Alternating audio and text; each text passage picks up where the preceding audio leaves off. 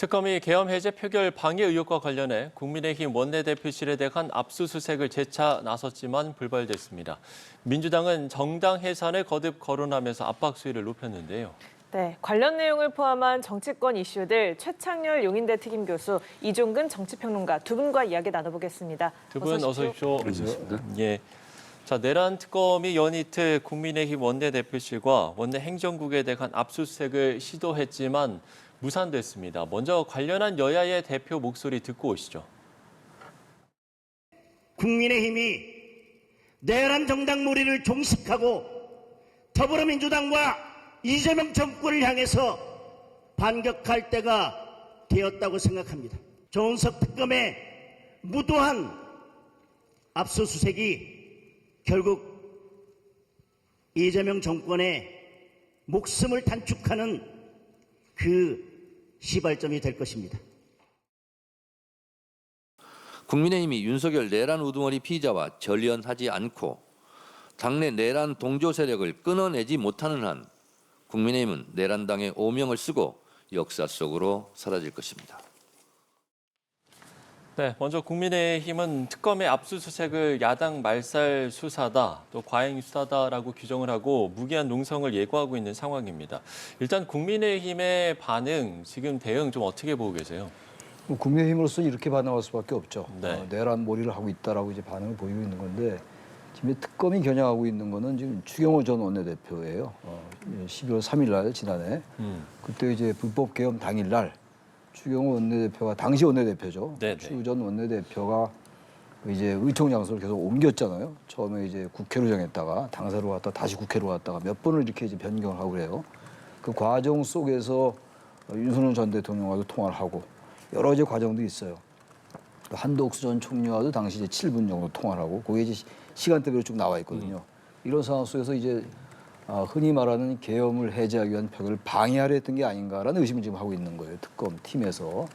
게다가 이따 얘기가 나올지 모르겠는데 2024년도 3월에 그때 이제 그 당시 그 김영현 전 경호처장, 그때 경호처장이었어요. 그 청문회 때 여러 얘기가 나왔던 거예요. 그 비상계엄에 관련된 여러 논의가 있었고 질문이 오갔다. 그래서 나중에 2024년도 5월 달에 추경호 의원이 이제 원내대표가 되는데 작년도 얘기입니다. 지난해 얘기인데 그래서 그 과정으로 밀어볼 때 추경호 전 원내대표가 사전에 계엄을 인지했을 가능성이 있지 않는가라고 보고 있는 그런 상황, 의심하고 있는 겁니다. 그 당시 이제 여러 그 신원식 전 국방장관 그리고 조태용 국정원장 또 여인용 그 방첩사령관 이 사람들이 만났거든요. 그런 여러 가지 이제 그 관계와 맥락이 이어지면서 지금 특검팀이 그렇게 의심하고 있는 거 바로 그 맥락에서 그 관점에서 원내대표실 이제 압수수색하는 것이고 이런 상황인데 일단 무산됐어요. 근데 아무튼 추경호 전 원내대표에 대한 수사가 아마 구속영장 청구까지 이룰 수 있을 가능성이 있어요. 제가 볼 때. 나중에 결과는 모르겠습니다만 그러니까 국힘으로서는 국민의힘으로서는 대단히 위기예요. 만약에 추경호 원내대표가 전 원내대표의 혐의가 사실로 밝혀지거나 구체화된다면 그야말로 지금 이제 정치 공세 차원에서 얘기하는 국민의힘이 내란 정당이다라는 것, 위헌 정당 해산이다, 위헌으로 해산돼야 된다. 이 지금 명제가 힘을 받을 수 있는 상황이기 때문에 국민의힘으로서는 대단한 위기 상황이다 이렇게 생각합니다. 예. 국민의힘으로서는 대단한 위기 상황이다라고 이야기를 해주셨는데 지금 상당히 강하게 반발하고 있고 고발도 하겠다, 지금 맞고발하겠다 이러고 있는 거잖아요. 네, 그렇죠. 고발하는 사유는 아마 사무처 당직자들에 대한 휴대폰 압수 때문에 그런 것 같습니다. 보니까 당시에 그 추경호 원내대표의 수행비서였던 사람, 그다음에 보좌역이었던 사람, 그다음에 운영팀장 이 세 사람이 포함되어 있는 것 같아요. 그러니까 특검 측에서는 당시에 추경호 원내대표와 가장 지근해서 있었던 사람들은 당시 통화를 한다거나 어떤 지시를 내릴 때 그걸 다 들을 수 있는 사람들이잖아요. 그렇기 때문에 또 듣고 그다음에 어떤 그 기록을 남기거나 그런 부분들을 아마도 추적을 하려고 하는 것인데 국민의힘의 지금 주장에 따르면 이겁니다. 압수수색 영장을 제시하지 않았고 자택에서 기다리고 있다가 뭐 휴대폰 달라 근데 영장 제시 안 하고 변호인의 조력. 근데 보통 영장을 갖고 들어오면 변호인을 한 변호인을 대두해서 영장을 다시 점검을 하고 이 과정이 있잖아요. 근데 네네.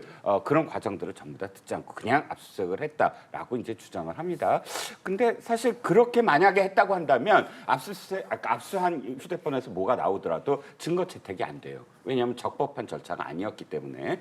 그럼 뭐 그런 부분들을 지금 시시비비를 따지는데 사실 국민의힘이 아픈 부분은 시기예요. 9월 정기국회가 시작됐잖아요. 예. 이제부터 뭐죠? 야당의 시간이잖아요. 네네. 그리고 국정감사도 해야 되고 첫 번째 국정감사 다 준비를 했을 겁니다. 그런데 지금 특검이 지금 하고 있는 장소와 시간이 너무 넓어요. 현재 원내대표실을 지금 들어가겠다는 거예요. 그럼 현재 원내대표실에 그 기록들이 전부 다 나는 거 아닙니까? 근데 지금 그렇게 되면 어떻게 되죠? 원내대표가 사실 정기국회와 국정감사의 헤드쿼터예요. 그 자료들이 전부 다 압수수색 당한 상황에서 어떻게 그게 가능할 건가에 대한 문제, 그리고 시기가 너무 넓어요. 추경호 원내대표가 선출된 5월 9일부터 지금까지예요. 그렇게 뭐 폭넓게 해버리면 나머지 별건도 어마어마하게 많을 수도 있는 가능성이 있잖아요. 더군다나 하나만 더 말씀을 드리면 자꾸 특검이 3월 달에 추경호 원내대표가 인지했을 가능성이 있다라고 얘기해요. 예, 예. 하지만 우리가 지금 계속 얘기하지만 5월 9일 날 선출됐어요. 그러면 3월 말이면 아직은 추경호 원내대표가 의원 시절이고 이 지금 당사자가 원내대표로 선출되냐 안 되냐는 사실 투표를 해봐야 하는 거잖아요. 근데 미리 알았으므로 지금 3월부터 5월부터 했다라는 그런 논리인데, 그런 점에서 지금 강하게 반발하는 이유가 우리 지금 제대로 그러니까 그 국회에서의 어떤 역할을 못하게 하는 거 아니냐, 이건 정치적 의도가 있다라고 이야기하는 거죠. 네, 이야기하고 있는 것처럼 내란 특검에서는 국민의힘 핵심 인사들이 지난해 3월부터 계엄 논의를 이미 인지했을 가능성을 염두에 두고 수사를 진행 중인데요. 앞서 특검은 이미 추경호 전 원내대표를 겨냥하는 거다라고 좀 말씀을 앞서 하셨는데, 최종적으로 그렇다면 특검의 칼끝이 어느 범위까지 미칠 거라고 예상을 하세요? 글쎄요, 뭐 맨 처음에 나왔을 때 얘기는 이제 그 1월 달에 윤석열 전 대통령 한남동 관저에서 이제 압수수색 체포영장 집행에 저지에 나섰던 의원들의 뭐 수사 가능성을 얘기했는데, 그분들이 한 45명쯤 된다는 거 아니에요? 그 사람들 다 할 수는 없을 것 같고, 네. 추경호 전 원내대표가 당연히 이제 포함될 것이고, 또 이제 상당히 앞서 적극적으로 나섰던 의원들이 있어요. 예. 이미 얘기가 많이 됐던 의원들인데 아마 그 의원들에 대해서는 상당한 정도의 수사가 이루어질 수 있을 겁니다, 아마. 그 기본적으로 이제 사전에 인지했느냐 여부인데, 네. 추경호 전 원내대표의 경우는 계엄 당일날 어쨌든 여러 그 한덕수 전 총리와도 통화를 하고 윤석열 전 대통령과도 통화를 하면서 뭔가 이 계엄 해제를 방해하기 위한 모종의 일이 있었다라는 그런 관점이었는데, 이제 한 발 더 나간 거거든요. 사전에 인지했을 수 있다라고 보는 건데, 아무튼 특검이 그런 가능성을 두고 보는 거라서 아직 단정하기는 어려워요. 어렵습니다만 지금 내란 특검이 상당한 정도의 이제 수사 증거 같은 건 가지고 있는 것 같아요.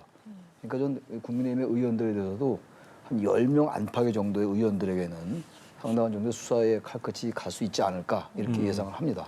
네, 추경호 전 원내대표는 특검이 언제부터 소설가 집단이 됐느냐 하면서 명확한 증거부터 제시하라라고 이야기를 하고 있는데요. 이 특검의 주장에 따라서 수사의 외연이 확대가 된다면 전 야당 지도부를 포함해서 야당 의원들을 향한 수사가 어디까지 확대가 되겠습니까? 자, 이제 내란 특검이잖아요. 우리가 명태균, 아까 김건희 특검 좀 제외해 보죠. 네. 그럼 내란 특검에서 사전에 인지했다라고 한다면 이건 내란 모의죄예요. 그러니까 원내대표가 그 사전에 인지하고 있었다는 건, 만약에 계엄이 되면 지금 원내대표로서 지금 그 원내 의원들을 어떻게 지휘해서 계엄을 방해한다, 이게 목적이잖아요. 원내대표한테 그걸 왜 얘기하겠습니까? 만약에 그렇다면 내란 음모죄가 돼요. 내란 음모죄가 되고, 또 한 가지, 그러면 추경호 원내대표가 사전에 인지했다고 한다면 최소한 그것을 아주 적은 범위라도 미리 상의를 했을 것이다. 원내 부대표단이라든지 또는 가장 가까운 지근거리에 있는 그런 보좌역이라든지, 그러면 어디까지 사실 그 인지하고 함께 모의했느냐, 이렇게 확대가 될 것이고요. 네. 기본적으로는 그날 원내 대표실에 있었던 사람들, 지금 조지현 조지현 의원이 사실은 그 자리에 있었잖아요. 그 자리에 함께 있었고 함께 있음으로써 김영원 장관과 또 통화가 됐고 그러면 그 이외에 그 자리에 있었던 사람들은 최소한 추경호 원내대표가 그 전화를 받고 이 상황을 어떻게 할 것인가에 대한 수기를 함께 했던 사람들이 분명히 있을 거다. 그렇다면 그 방에 있었던 인원들은 최소한 함께 지금 소환이 될 거다라고 볼 수가 있죠. 정청래 대표 같은 경우는 만약에 이 계엄 해제 표결 방해 의혹이 사실로 드러나게 된다면 위헌정당 해산 심판을 하겠다는 거잖아요. 민주당의 대응은 그러면 어떻게 보세요?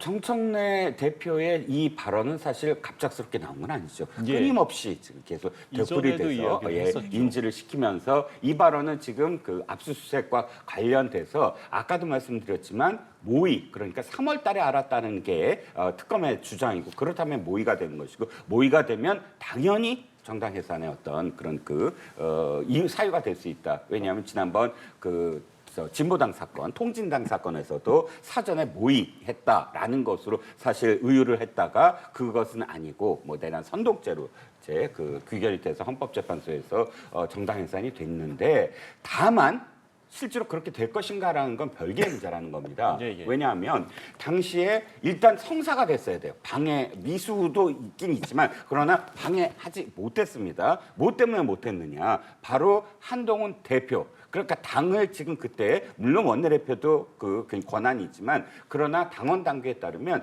당과 관련된 모든 책임은 사실 당 대표한테 있다라고 돼 있거든요. 그렇다면 그날의 상황에서 한동훈 대표는 그 누구보다 먼저 당의 이름으로 계엄을 받아들일 수 없다라고 반대 의견을 냈고 그다음에 18명의 의원들을 독려를 해서 투표에 참여를 했습니다. 그러면 당 대표가 물론 원외이긴 하지만 그럼에도 불구하고 끊임없이 국회에 오기를 독려를 하면서 18명이 동참을 하게 해서 결과적으로는 해제 요구안이 가결됐잖아요. 그렇다면 당의 이름으로 그러니까 이 개별적인 어떤 그런 의원들의 여죄 여부를 떠나서 당의 이 모든 책임을 물을 수가 있느냐라는 건 다툼의 여지가 있다라고 생각을 합니다. 예. 말씀해 주신 대로 정청래 대표 같은 경우는 지금 일관되게 정당 해산을 거듭 거론을 하면서 압박 수위를 높여가고 있거든요. 이런 부분은 이런 민주당의 대응은 좀 적절하다고 보세요? 어떻게 보세요? 적절성의 여부를 떠나서 그쪽으로 갈 것 같아요. 네. 추경호 전 원내대표에 대한 수사가 본격화되고 수사가 상당히 구체화될 겁니다 아마. 그렇게 된다면 지금 이제 계속 내란 정당이라고 이제 계속 밀어붙이고 있는 상황인데. 예, 그렇죠. 그러니 위헌정당 심판을 청구할 가능성이 높아요. 근데 그게 이제 나중에 헌법재판소에 의해서 과연 위헌정당으로 해체될 것인가? 그건 별개 문제. 네. 저는 사실 지금 그때까지 미리 예단하는 건 지금 아직은 적절치 않은 것 같고 그럼에도 불구하고 이제 추경호 전 원내대표 등의 어쨌든 어느 선까지 수사가 될지 모르겠는데 만약에 그게 좀 드러나기 시작한다면 상당한 정도 여론이 상당히 안 좋아질 거예요. 내란 특검에 대해서 이제 윤석열 전 대통령 등 그리고 이제 그 당시에 그 당시에 얼마 안 된 일이죠. 국민의힘의 이제 지도부에 대한 이 국민들의 이제 지탄이 높아질 것이고 그러한 것들을 명분으로 해서 위헌정당 심판을 할 가능성이 있어요. 그러니까 기본적으로 정당이 헌재에 의해서 해산되고 이런 건 바람직하지 않아요. 국민들의 선택에 의해서 이제 해체되거나 소멸되거나 이래야 되는 것인데 워낙 상황 자체가 특수한 상황이기 때문에 아마 정청래 대표가 그동안 계속 발언한 것도 그렇고 또 아닌 게 아니라 지금까지는 아직 위헌정당이라고 하는 건 정치적인 레토릭 수준인데 만약 의원들의 정말 계엄 해제를 방해하기 위한 행동이 있었다면 그건 아마 상당한 수준의 여론이 안 좋게 국민의힘에 대해서 악화될 가능성은 충분히 있다 이렇게 봅니다. 네. 한편 3대 특검의 재판 공개와 수사 인력 증언 내용을 담은 이른바 더 센 특검법이 민주당 주도로 국회 법사위 법안심사 제1소위원회를 통과했습니다. 그런데 이를 두고서 법원행정처와 법무부가 모두 신중해야 한다라면서 우려를 나타내고 있는 상황인데요. 이러한 우려의 반응 어떻게 보고 계십니까? 일단 우리가 알려진 대로 수사 기간을 늘린다든지 증언한다든지 이 부분은 법원행정처가 지금 우려를 하는 건 아니고요. 두 가지예요. 하나는 모든 어떤 재판 과정을 1심은 무조건 공개해야 되고 2심과 3심은 피고인의 신청이라든지 혹은 특검의 요구에 따라 그 심리 과정부터 전부 다 공개하라. 이거거든요. 그랬을 때 법원행정처가 이걸 우려하는 건 특히나 이제 최혜병 특검 같은 경우 군사에 대한 문제입니다. 그러면 군 기밀도 있을 테고 또 뭐 군의 어떤 뭐 일반인들이 굳이 알지 않아야 될 상황들도 있을 테고 또는 심리 과정까지 다 한다면 예를 들어서 증인이 나와서 증언을 해야 되는데 이게 다 공개가 됐을 때 심리적으로 위축된다든지 여러 가지 어떤 상황들이 있을 수 있다라는 점 이게 이제 무조건 공개해야 된다라는 것에 대해서 지금 우려를 하는 것이고 그다음에 두 번째는 이건 제가 진짜 저도 우려가 되는 반대 뭐냐면 이겁니다. 특검이 이제 했어요. 근데 마무리가 안 됐어요. 마무리가 안 됐을 때 원래는 검찰이 수사를 이제 종결한다거나 공소 유지를 해야 됩니다. 그렇게 법이 돼 있는데 검찰이 아니라 경찰이 해야 된다.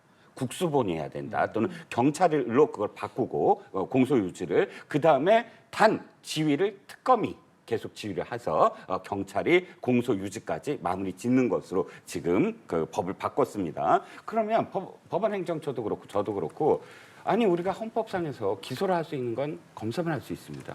공소유지는 검사만 할 수 있어요. 네. 근데 경찰이 그걸 할 수 있게 만든 거예요. 그러면 헌법상에 당장 문제가 생길 수 있는 것이고요. 두 번째, 아까도 말씀드렸지만 기간이 지금 종료가 된 상황에서 경찰이 지금 공소유지를 한다는 거 아니에요? 기간이 종료됐다면 지금 법상으로는 특검 손을 떼야 되는 거예요. 그런데 그리고 검찰이 해야 되는 거예요. 그런데 특검이 지휘를 한다. 그러면 수사기간을 규정한 그 조항이 있잖아요. 그거는 지금 둘이 충돌하잖아요. 규정을 한다는 건 거기까지만 특검이 할 수 있다라는 것으로 우리가 지금 이 법을 규정을 해버렸어요. 근데 이런 식으로 경찰이 공소유지하면서 특검이 지휘하는 식으로 특검의 특검의 수사 기간을 무한정으로 늘려주는 것이죠. 그러니까 이건 법적으로도 안 되고 위헌의 소지가 있다라고 지금 법원행정처와 법무부는 우려를 하는 겁니다. 네, 이 말씀하신 내용을 포함해서 나오고 있는 우려가 모든 재판이 중계되면 피고인의 방어권 침해 우려가 있다. 그리고 또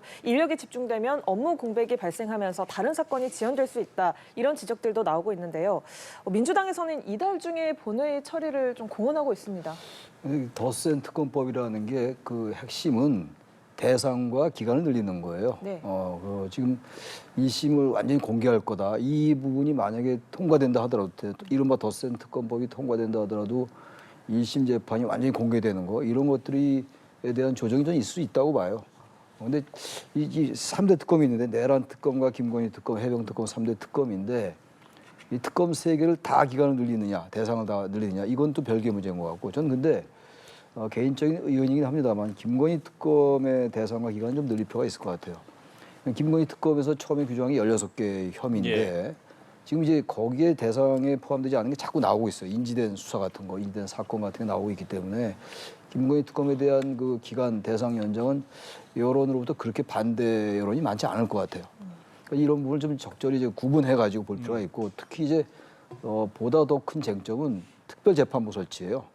그게 더 쟁점이라고 좀 봅니다. 근데 지금 민주당도 특별재판부에 대한 여러 가지 우려를 의식해서인지 특별재판부보다 이제 내란 특별재판부에 내란 전담재판부로 조금 이제 후퇴한 측면이 좀 있어요. 근데 아무튼 이게 내란 재판이라는 게 특별재판은 지금 뭐 법원행정처뿐만이 아니라 12.12 군사반란 때도 특별재판부는 설치되지 않았었어요. 반민특위 때 설치된 것도 알려진 사실이고 그런데 아무튼 이거 특별재판부 설치는 아니더라도 아무래도 지기현 판사가 지난번에 윤석열 전 대통령 석방한 일이라든지 그리고 최근에 한덕수 전 총리의 영장이 기각된 것 이런 것 때문에 우려가 있는 게 사실이에요. 이게 완전히 법률적인 이제 이 법률 논쟁으로 들어가게 되면은 분명히 내란 행위가 있었던 걸로 짐작이 되지만 어쨌든 증거주의니까 그런 거에 의해서 우려한 일이 벌어질 수 있다 이런 얘기예요. 내란에 대한 완전한 진상규명 이런 게 안 될 수 있는 그런 상황을 우려하는 거거든요. 민주당. 그렇다면 특별재판부까지는 아니라 하더라도 내란 전담재판부에 대해서 조금 방향을 튼다면 나름의 여론의 호응을 받을 수 있지 않을까라는 생각도 듭니다. 예.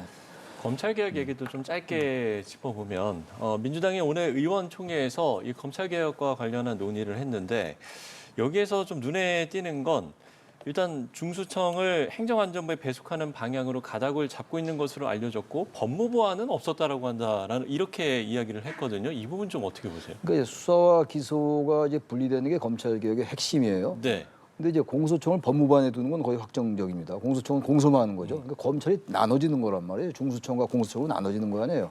중수청은 검사가 갑니다만 수사만 하는 것이고, 공소청은 당연히 검사가 하고 기소만 하는 것인데, 네.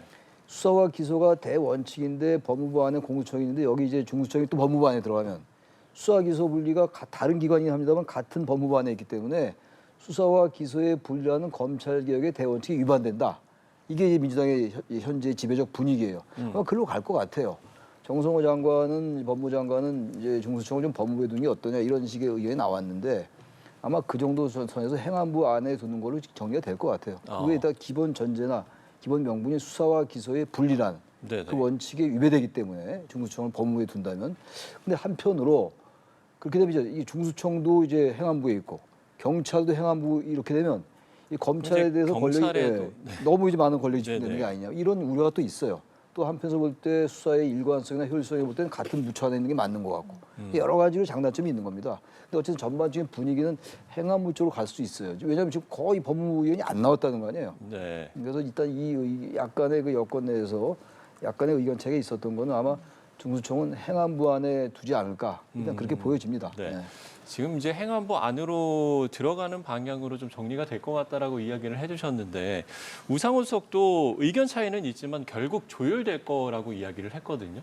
결국 행안부 안으로 들어간다라고 이렇게 봐야 되는 겁니까? 어떻게 네, 보세요? 저는 이제 일단 행안부 안으로 들어간 것이 엄청나게 문제가 많다라고 생각을 하는데 네. 그 문제를 떠나서 정치공학적으로만 지금 접근을 한다면 우상호 수석의 발언이라든지 또는 법무부 안에 안 나왔다고 당에서 밝히는 건 이재명 대통령이 정성호 법무장관을 통해서 이 문제를 사실은 연착륙시키려고 했던 것 같아요. 개혁은 개혁이지만 그 수사 기소는 분리하지만 그러나 두 가지 문제. 하나는 아까 말씀하셨지만 행안부가 전체 모든 그 수사 권력을 집중하게 하는 것. 근데 지금 원칙이 왜 검찰 개혁의 원칙이 아까 왜 그 취지가 뭐냐면 그 권력이 검찰에 완전히 집중되고 있다. 검찰의 공소권, 기소권 모든 게 집중되기 때문에 그걸 분산시키겠다는 거잖아요. 근데 도리어 그것이 완전히 행안부에 다 권한이 집중돼 버리면 취지에도 어긋난다. 뭐 이런 여러 가지 어떤 이유들이 있습니다. 그래서 사실 정성호 법무장관의 입을 통해서 사실은 그 문제를 조금 더 절충안을 내려고 했는데 지금 당에서 완전 법무부는 없다. 예를 들어 정성호 법무장관 얘기는 틀렸다. 그리고 우리가 갈 길 간다. 이제 아까 정청래 대표 아니 맞다. 이런 식으로 만약에 결정이 된다고 한다면 저는 이재명 대통령에게 사실은 뭐랄까요 데미지가 없지 않을 거다. 그러니까 그걸 우려를 해서 우상호 지금 민정수석이 나서서 아예 그 조율된다라는 식으로 사실 좀 희석을 하지만 그럼에도 불구하고 이재명 대통령이 구상했던 것에 지금 정청래 대표가 구상한 것이 완전히 덮어버린다면 추후로 정청래 대표에게 굉장히 지금 권력이 집중되고 있구나라는 뉘앙스로 지금 비춰질 수 있다. 그래 이게 향후에 어떠한 그런 그 권력의 어떤 그 상황이 될 것인가. 이게 지금 관심의 초점이다라고 생각합니다. 예, 알겠습니다. 끝으로 시간이 많지 않지만 중국 전승절 열병식 이야기 좀 짧게 나눠보겠습니다. 우리 대통령실은 북중러 밀착 행보에 대해서 상황을 예의주시하고 있다라면서 원칙적인 입장 외에는 특별한 메시지를 내지는 않았는데요. 우리 정부가 어떤 방향으로 대응해야 한다고 보시는지 좀 두 분께 짧게 듣겠습니다. 좀 짧게 하기 어려운 것 같습니다. 짧게 하라고 그러시니까. 북중러가 그냥 완전 삼각연대예요. 그리고 그야말로 신냉전에 많이 본격화된 거예요. 한미일 협력이 완전 강화되고 있고 네. 북중러 세 나라 정상이 만난 게 지금 막내 만난 게 66년 만이에요. 1959년도 김정은의 할아버지 김일성 때 만난 거 안 만났다고요. 그러니까 아까 보도에다 나왔습니다만 시진핑 주석이 엄청나게 대우를 해요. 김정은 위원장에 대해서 거의 푸틴하고 거의 동등하게. 네. 그런 걸로 봐서는 더 공고히 되는 상황이라서 특히 북미 정상회담의 가능성과 연관시켜서 우린 봐야 되는 건데 그거는 어떤 북한으로서는 중국을 단단한 뒷배로 하고 있는 거죠. 이제 이런 상황까지 왔으니까. 그러니까 우리로서 대단히 조심스러워요. 그렇다고 북한에 대해서 우리가 비난할 수 있는 상황도 아니고 지금 중국과의 관계도 그렇고 미국과의 관계도 그래서 우리로서는 일단 예의주시하는 수밖에 없다. 그래서 어쨌든 중요한 건 남북 간의 어떤 긴장 완화 그리고 중국과의 관계를 유지하면서 미국과의 또 동맹도 돈독히 하는 이런 이 과제가 우리에게 남아 있다 이렇게 봅니다. 예. 예, 우리 입장에서 어떤 대응이 적절하다고 보시는지. 일단 희망적인 것과 그다음에 좀 비관적인 것이 있어요. 좀 희망적인 부분은 뭐냐면 북중러 3자 회담을 하지 않았다는 거예요. 3자 회담이 있었다면 훨씬 더 이 사진 한 장만의 의미가 아니라 의제가 있었을 테고 그 의제가 지금 북한에 굉장히 또 유리한 방면의 의제일 가능성이 높거든요. 그럼 북한이 원하는 건 뭐냐면 핵 보유국임을 최소한 중국과 러시아가 이해한다는 수준, 러시아가 지금 이해한다는 수준까지 갔는데 중국은 거기에 대해서 아직 거리를 두고 있거든요. 근데 그 부분을 북중러가 함께 이해한다 정도의 수준만 가더라도 지금 북한은 굉장한 지금 그런 어떤 클래스로 미국과의 회담에서 봐라, 우린 북중러가 이렇게 전부 다 핵 보유국을 인정했으니까 우리 거래 다시 하자라고 시작할 수 있거든요. 그러니까 그런 회담을 하지 않았다는 건 조금 여지가 있는데 근데 그럼에도 불구하고 말씀하셨듯이 이 부분은 앞으로 굉장히 유동적이다. 즉 미국과 중국의 관계가 어떻게 됐냐에 따라서 사실은 북중러 회담 또다시 열 수 있고 또 핵 보유국과 관련된 진전된 어떤 표현이 있을 수 있다는 거거든요. 중국은 어쨌든 그 관리를 하고 있는 거죠. 미국과의 어떤 회담에서 어떤 결과가 또는 나오거나 무역 협상에서 어떤 결과가 나오느냐. 그래서 굉장히 유동적이다. 그래서 뭐 어쨌든 이재명 대통령은 패싱당하지 않는 방법이 무엇일까? 그러니까 북미 회담이 아주 지금 전격적으로 계속 어떤 또 다른 차원으로 지금 진화될 가능성이 있는데 거기에 대한 경우의 수를 굉장히 많이 고민을 해야 될 시점이다라고 생각합니다. 예, 알겠습니다. 전승절 관련해서도 짧게 짚어봤습니다. 자, 최창렬 용인대 특임교수, 이종근 정치평론가 두 분과 함께 정치권 이슈들 살펴봤습니다. 오늘 말씀 고맙습니다. 고맙습니다. 네, 고맙습니다.